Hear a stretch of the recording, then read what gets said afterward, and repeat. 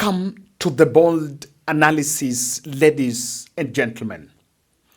President William Ruto attended a church service in Kariobangi today. The densely populated Eastlands estate played host to the president, accompanied by a couple of members of parliament from Nairobi. And what I realized, the president was accompanied by, if you look at this photo, Karen Nyamu, Jalango, Karaori, Anthony Luoch, and Mathare North MP. Of course, Anthony Luoch is the Mathare North Member of Parliament, and Embakasi North MP was not present. So this is a political rally. There was a 5-minute political rally after this event that I would want to look at here. And we are going to listen to how the president is trying to gaslight Nairobi. Click the notification bell and like our videos. And thank you not all very much for your immense support to the people in this podcast. Kindly subscribe to our channel because of your support. Subscription is absolutely free. The advantage here is when you subscribe to a channel, when we post our videos, you'll be getting notifications, and so you will not miss our videos. And of course, after this, there was a rally. But I want us to get inside the church. There is some observation I want us to make just from there. When you look at the capacity of this sanctuary, it was relatively small. And if you look at it, of course, there was also a fundraiser. Ukiangalia, ukiona, it's still incomplete. It's still under construction. And something is still going on there. Wamejenga tu ya chini. And the president was there to help, of course, its completion as part of church fundraiser. But they decided to shy away from making public pronouncements about how much they've contributed. So that it did not do. But you can actually see the place was very small, and that was by design. It was designed that way because the place is a very tiny estate. From what we've gathered, it's a very tiny estate that really had, so most of the people were actually outside the church. And inside this sanctuary, I only picked one speech from Anthony Luoch. Anthony Luoch, I picked this speech from Anthony. I just want us to get it here. Mimi najua kuna mawaziri fulani Duale atajitoa anaongea, si ndio? Expert ule tulipeana Mbadi amewacha budget, atazungumza yake yote akisema, si ndio? Huyo ni Andrew, si ndio? Ukikuja kwa PS, they don't speak, but they act like the Andrews in your administration. PS Omolo, PS Hinga. So kabla sisi kina Jalash tukuje, tumeletwa na baba hapa tukusaidie kazi. Can these other people in your cabinet wajibike, si ndio? Hatuwezi kuwa na mtu ameenda Marekani, sasa rais kabla afike State House, utapata amejibu rais hapa. Your Excellency, it is 2 a.m. or something in the US. Utakuta mtu ameamka kule, anataka kujibu rais, si ndio? Your Excellency recently said that we must take responsibility of our young people. Mimi ni parent, and we are not saying that these young people cannot and should not exercise their rights. But you cannot submit your children to the church. Wewe kama parent umewacha responsibility yako, si ndio? You cannot leave that responsibility similarly to watu wa shule. That is what Your Excellency said.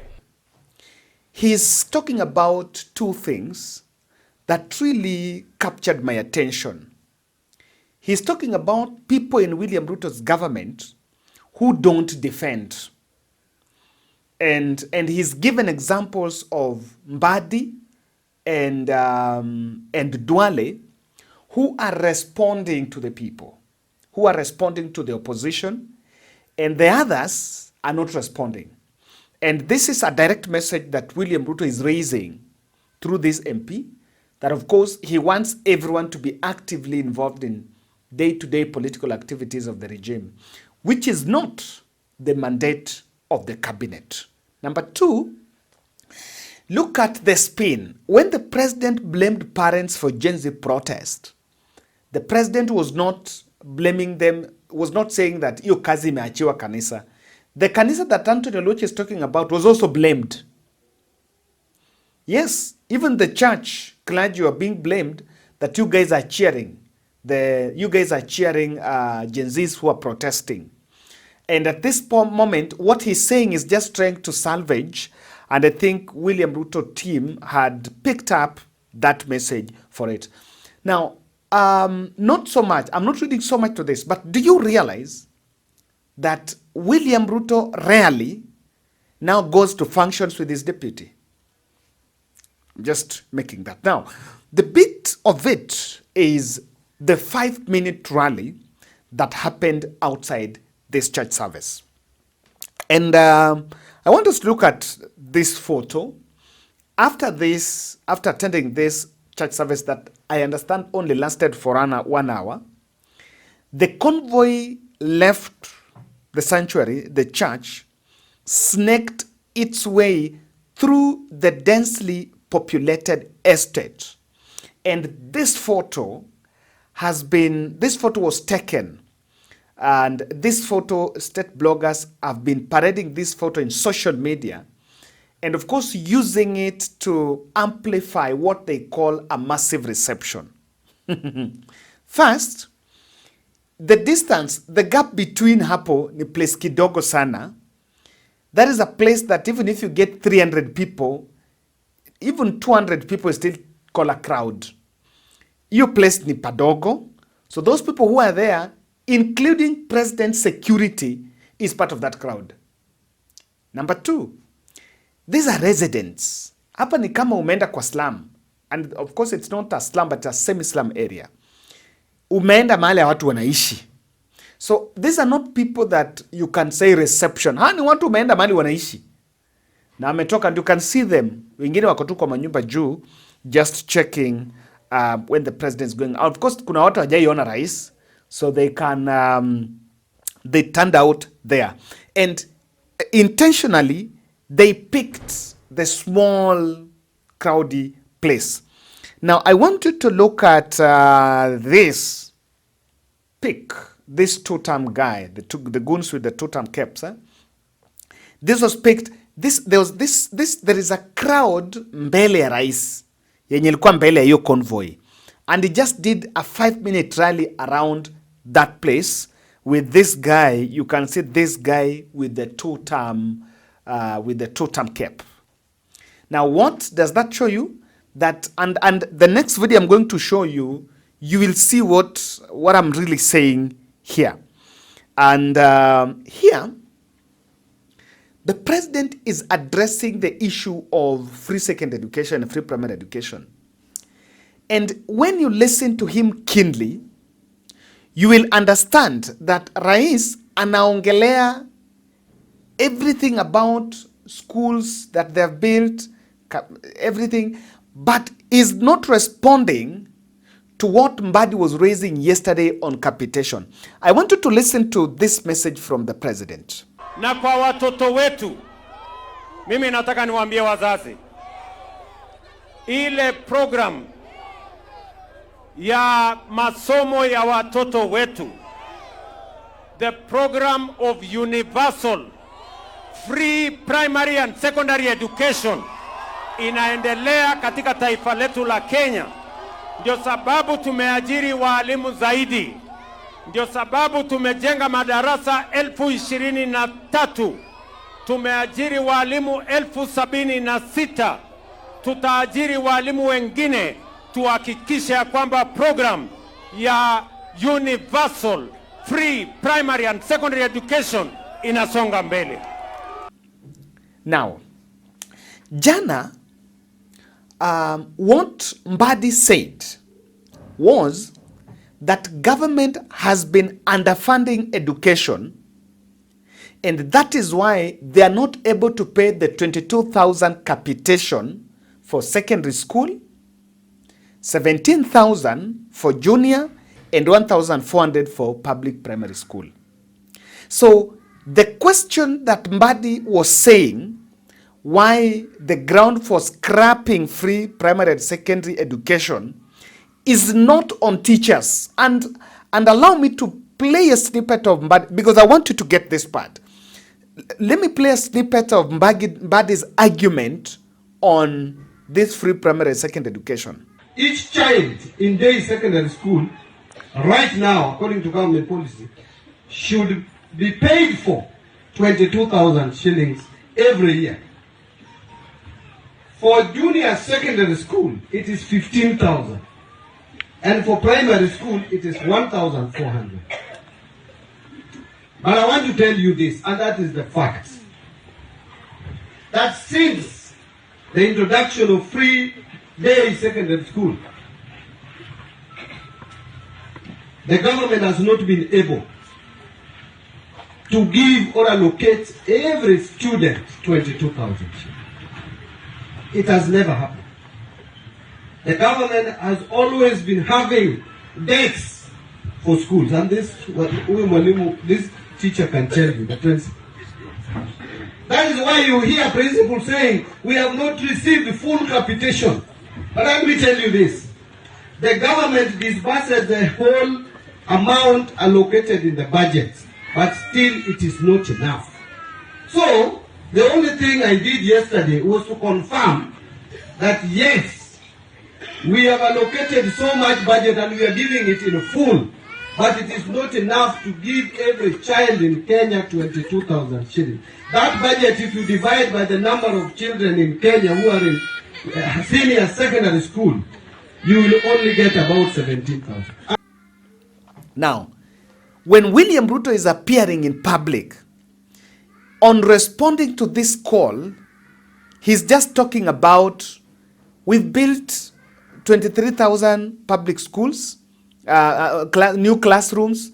In 23,000, according to them, they have built, Ministry of Education allegedly has built 16,000, and then NGCDF by MPs has built 7,000. All that has not been verified.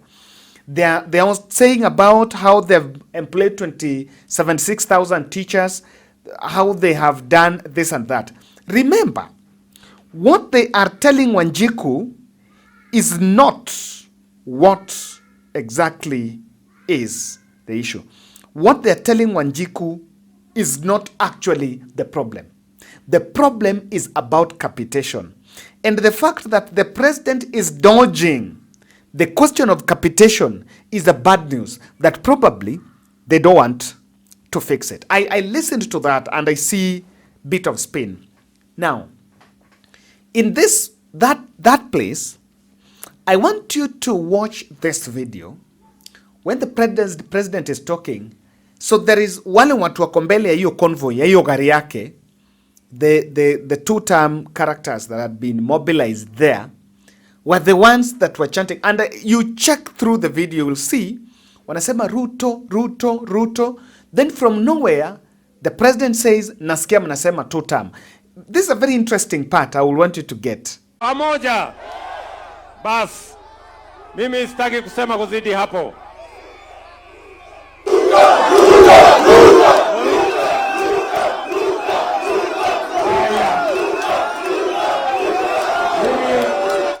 Mimi nasikia mnasema TUTAM. Ati mnasema TUTAM. Lakini sikizeni. Hiyo TUTAM ni ya kazi. Ni ya kufanya affordable housing. Ni ya kujenga mambo ya markets. Ni ya kupanga mambo ya masomo ya watoto wetu. Ni kupanga mambo ya SHA.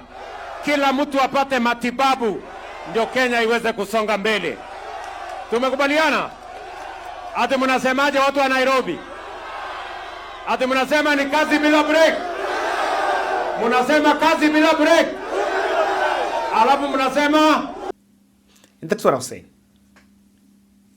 So he's talking about TUTAM. You know, that those people are saying TUTAM. In real sense, those people are not saying TUTAM. That is not what they were saying. They were saying Ruto, Ruto, Ruto. But he had to push the TUTAM thing And then he took the crowd to say tutam, tutam. And remember, those people had been mobilized hapo mbele. Na ukiangalia hiyo crowd ni wenye wako mbele hiyo gari pekee ndio walikuwa wana chant tutam, tutam. And just to show you that it's not going to be easy to gaslight Nairobi. Kuna time rais aki-acknowledge the leaders that are with him. He acknowledged MPs and no one, I think the crowd was not even heavily excited as he struggled to mention those MPs. Niko pale na mama anaitwa Karen Nyamu, mpigeni makofi. Niko na ndugu yangu Ronald Karauri, mbunge wetu wa kutoka kule Kasarani, mpigeni makofi. Niko hapa na bwana Oluoch ambaye mbunge wetu wa Mathare hapa jirani, mpigeni makofi. Hapa bwana Oluoch. Na niko hapa na Jalango, mbunge wetu wa Lang'ata, huyu Jalash, mpigeni makofi. Na niko hapa na ndugu yangu bwana Orero, mbunge wetu wa kutoka kule Kibra. Na niko na MCS. Niko na MCS wetu wa hapa. Na mimi nataka niwaeleze watu wa hapa Embakasi North, kwa sababu sasa tuko na IEBC. Sasa mtapata nafasi ya kuchagua mwakilishi wenu mpya wa hapa kwenu, na tunasema poleni sana kwa kumpoteza ndugu yetu bwana Munuve. And this is what really I've been saying. It is not going to be easy to gaslight Nairobi. It is not easy. I've been saying in this podcast, I will repeat. Nairobi, there is no picky-ponky around it. And I want to show you this. On Saturday, yesterday, there was an event in Uhuru Gardens. This event had been mobilized from all the wards, 17, the 85 wards in Nairobi, where people were gathered to launch some climate works event. This event was supposed to be attended by the president, but he never attended. And I think the intelligence told him of the mood kwa ground. Do you know that leaders were chased? An induction ceremony for 20,000 youth enlisted under the Climate Works program ended prematurely at Uhuru Gardens after they turned rowdy. Some of the participants turned on organizers, accusing the government of broken promises. It started with all the hallmarks of a coordinated event, an induction ceremony for 20,000 youth hired under the Climate Works program, and they showed up early and in large numbers from all the 17 constituencies in Nairobi, registered and waited. For a moment, everything appeared to be going as planned. Shortly after, things went from calm to chaotic. Leaders struggled to address the crowd. Relax. SHA CEO Dr. Mercy Mwangangi, one of the officials who showed up, also had a hard time addressing the youth. She was booed and jeered. With tension speaking, youths turned on organizers. Political leaders left the venue under pressure. Some, like the Principal Secretary for Interior and National Administration, Raymond Omolo, found it hard to leave the venue. The youth surrounded the PS and attempted to block his exit. The state had come face to face with the wrath of youth unemployment.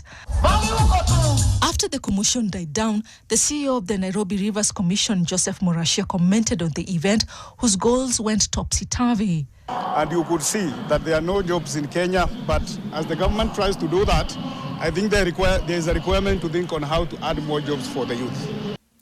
And the event was Climate Works. Then state did something very mischievous ya kwenda kuleta SHA, wale watu wa Mercy Mwangangi, the CEO for Social Health Authority, and the others, and affordable housing, people with the affordable housing jackets and all that, wakakuja kwa podium to try to address the people. Do you know, people heckled those leaders and they had to leave the venue in a rush, and the event was botched. The event ended prematurely because the youths who were there were just chatting one term. Ana hata ingewezekana. Raymond Omolo disappeared. Jalango went. All the other youthful leaders who were there, they left that venue rushing out because the youths were not receptive. So inamaanisha hukuwezi gaslight. And I want you to look at that video there. clearly. That really is what I'm talking about. Now, I can see this. Nairobi bears the brunt of police brutality. And this is why it's very difficult to gaslight it. Nairobi bears the brunt. Yeah, people who are killed in these areas mostly wako hapa Nairobi. And that is something that it's not gonna end anytime soon, as we think. It's not gonna end today or tomorrow. And this is why it's making it hostile. Number two, I think the city pitch, what the president says on top of car as I've created jobs. The epicenter of joblessness is this city. Why am I saying? Every year, all these graduates graduating from polytechnic and universities, even outside Nairobi, there is a notion that Nairobi is the home of opportunities. The corporate formal jobs are not there. They are not there. But almost 1 million people troops to this city yearly looking for greener pastures. That does not match the opportunities that are available. So this speech about joblessness is not there. And I can tell you, that is why it will be very difficult to convince the masses here. Now, Ruto is not willing to address the capitation. This is the sad part of it. I've listened to venye anapiga kona na hiyo kitu. They don't want to address the capitation issue. I was waiting for him to assure. You remember, according ukisikia Mbadi, if you've been following this story of capitation, the issue is this: the government has been underfunding it. And it was upon parliament to make sure that even if they pass a supplementary budget or in the next budget, they allocate enough funds that can be able to meet it. And Mbadi was saying we should scrap it because we've not been funding it. So the response the president would have, the commitment the president would have given the people of Kenya is that we are now going to fund the capitation. But instead, he's talking about teachers, classrooms, TVET, funding model. Come on. That is not what Mbadi, that is not the basis of what Mbadi was saying. And remember, Mbadi said, we are underfunding it because we have competing interests. Rais asemi hiyo. And this is a lesson to Mbadi. As you now assume you want to defend the president and you're making, see what has happened. Wewe unasema hii, Rais anaenda kwa ground anasema kitu tofauti. And because there is deficiency of honesty, the president and Kenya Kwanza is in endless communication crisis. Mbadi seemed to have been dumped. Thank you.